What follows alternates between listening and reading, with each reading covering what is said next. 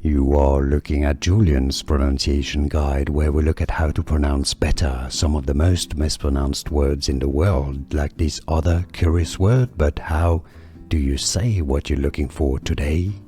We are looking at how to pronounce these names, as well as how to say the names of famous places in the UK and in Scotland, in names of Scottish whiskies and distilleries as well. So make sure to stay tuned to the channel. Now it looks like it should be said Islay or Islay, but no, Islay.